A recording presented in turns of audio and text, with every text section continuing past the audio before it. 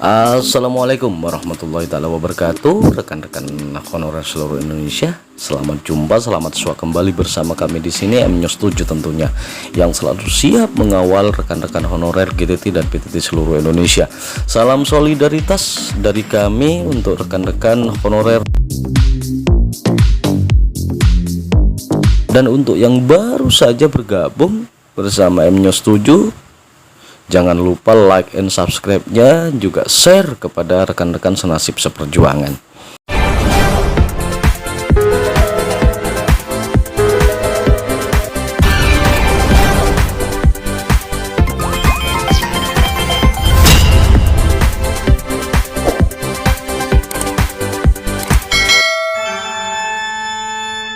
Ini ada berita yang dimuat oleh kompas.com. Gubernur Bengkulu tolak penghapusan tenaga honorer. Pusat harus melihat kebutuhan daerah.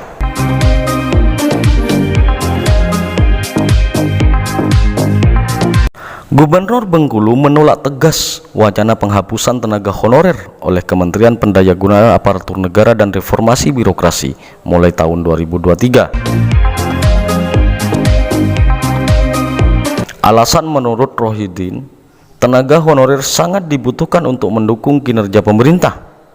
Menurut Rohidin, hadirnya 6.000-an tenaga honorer di Provinsi Bengkulu yang terdiri dari guru tidak tetap atau GTT, pegawai tidak tetap atau PTT, hingga honorer tenaga harian lepas atau THL, itu semua ditanggung oleh pemerintah provinsi atau Pemprov Bengkulu. Bahkan untuk semua gaji sudah dianggarkan melalui APBD Provinsi Bengkulu.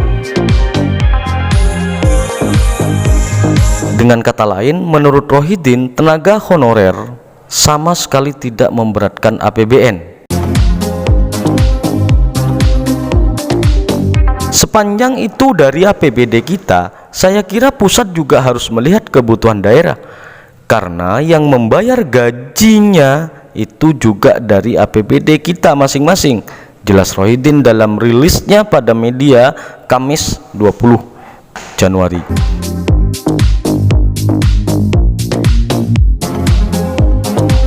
Semua tenaga honorer menurut Rohidin sudah terdata dengan baik dengan menggunakan sistem online. Pendataan online itu meliputi nama tenaga honorer, lokasi tugas di organisasi perangkat daerah atau PD, masuk gaji.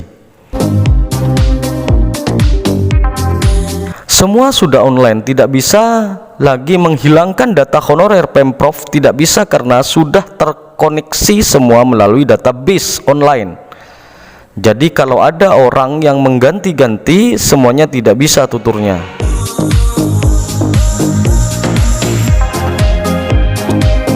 Sehingga tenaga honorer yang telah mendapatkan surat tugas atau SK, baik dari OPD maupun kepala daerah, tidak bisa diganti-ganti tanpa melalui proses aturan yang berlaku.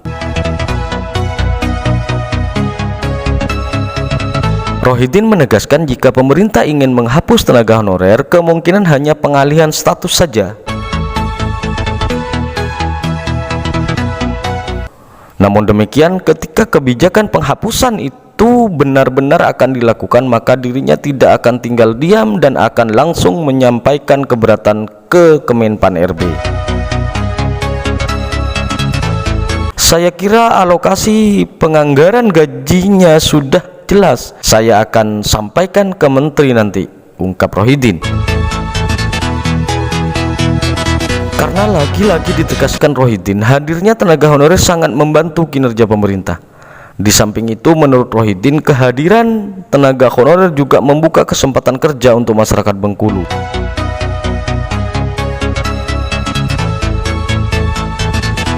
Seperti diketahui, Menteri Minpan RB Cahyokumolo akan menghapus status tenaga honorer pada 2023 di instansi pemerintah.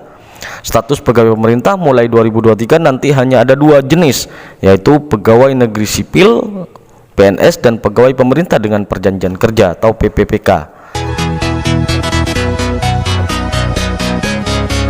Untuk beberapa pekerjaan instansi pemerintah seperti petugas keamanan dan kebersihan akan dipenuhi melalui tenaga pekerja outsourcing.